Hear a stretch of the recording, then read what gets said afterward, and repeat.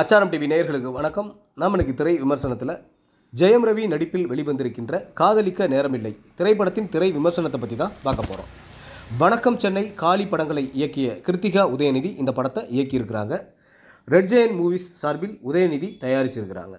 ஜெயம் ரவியுடன் இணைந்து நித்யா மேனன், யோகி பாபு, வினய், மனோ, லக்ஷ்மி ராமகிருஷ்ணன், டிஜே பானு மற்றும் பல நட்சத்திரங்கள் நடிச்சிருக்கிறாங்க.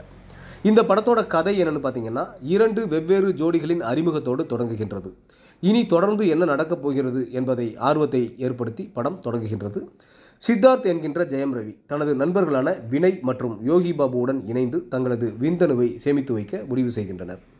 அப்போது ஜெயம் ரவியின் விந்தணு தவறுதலாக டோனர் லிஸ்டில் சேர்க்கப்படுகின்றது.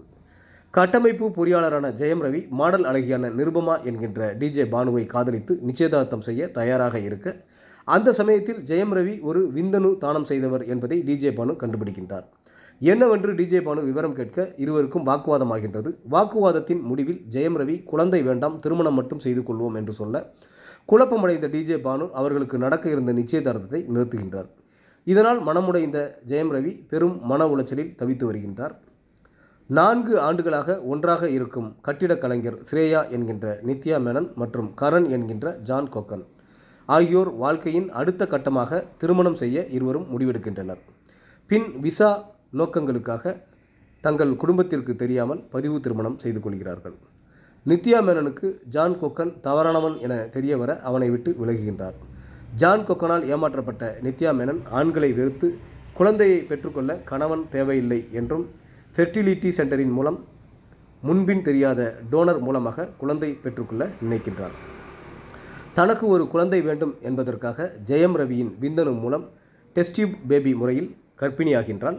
தனது கருவின் உண்மையான ஸ்பெர்ம் டோனர் யார் என்று கண்டுபிடிக்க விலாசம் தேடி செல்லும்போது அந்த விலாசம் போலி என தெரிய வருகின்றது. இந்த சூழ்நிலையில் தான் தேடிக்கொண்டிருக்கும் ஸ்பெர்ம் டோனர் ஜெயம் ரவிதான் என்று தெரியாமல் ஜெயம் ரவியுடன் நட்பாக பழகுகின்றார். பிறகு இருவரும் காதல் வயப்படுகிறார்கள். ஜெயம் ரவிக்கு குழந்தை பிடிக்காது என்று தெரிந்தவுடன் அன்றே அவரை பிரிகின்றார் நித்யா மேனன். சென்னை வந்த பிறகு குழந்தை பெற்றுக்கொண்டு வாழ்ந்து வருகின்றார் நித்யா மேனன். 8 வருடங்கள் ஆன நிலையில் ஜெயம் ரவி பெங்களூருவிலிருந்து சென்னை வருகின்றார். நித்யா மேனனை சந்திக்கும் ஜெயம் ரவி மீண்டும் பழக ஆரம்பிக்கிறார்கள். இதன் பிறகு என்ன நடக்கிறது என்பதே இந்த படத்தின் மீத கதை. ஜெயம் ரவி காதல், லூட்டி, சோகம், 2 பெண்களிடம் மாட்டிக்கொண்டு முழிப்பது என நன்றாக நடித்திருக்கின்றார். நித்யா மேனன் குழந்தை பெற்றுக்கொள்ள துடிப்பது, பெற்றோர்களிடம் சண்டை போடுவது, ஜெயம் ரவி மீது காதல் கொள்வது என சிறப்பான நடிப்பை வெளிப்படுத்தியிருக்கின்றார்.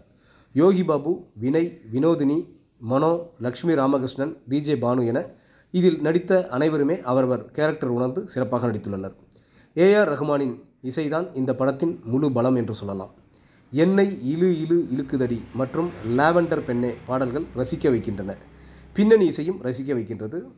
கவ் மிக் யூ ஆரியின் ஒளிப்பதிவு படத்திற்கு பெரிய பலம்.